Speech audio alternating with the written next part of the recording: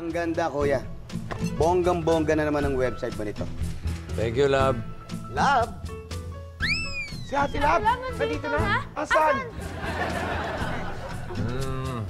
Okay, guys. Listen, ha. Eto, ha. Usap tayo, ha. Wag niyo akong bubukuin kay Lab, ha. Wag niyong sasabihin na na-miss ko siya at nai-imagine ko. Okay? Kung hindi... Kuya B, bakit hindi ba marangal ang intention mo sa kanya? Intensyon na agad-agad ang usapan. Walang ganoon.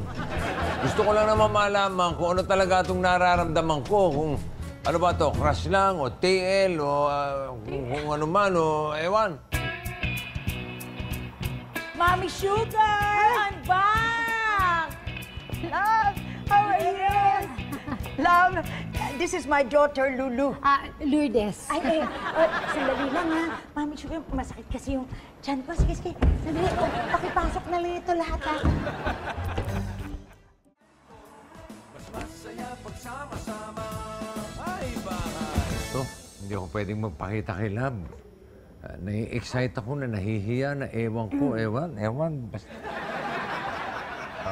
mawalang galang na, no, ha?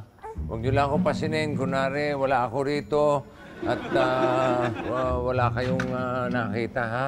Excuse me lang po. Tuloy. Hi! Nakita niyo ba si Bio? Wow! Nandito na pala yung baby! Hi, Kacho! Sorry pero hindi Kacho po yung pangalan niya. Paliwanag. Guys, ipinakikilala ko sa inyo si Joseph Yaptinchay Jr. YY for short. Ganda ng pangalan. Why?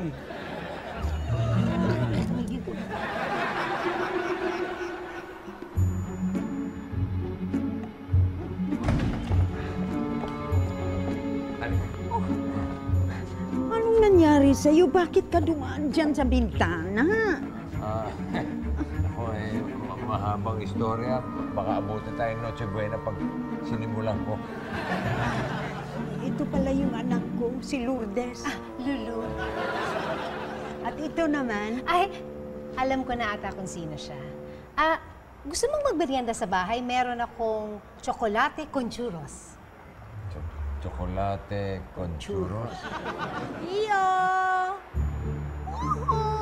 Bio! Chocolate con churros. Paborito ko yan. Come on, let's go. Where is Bio?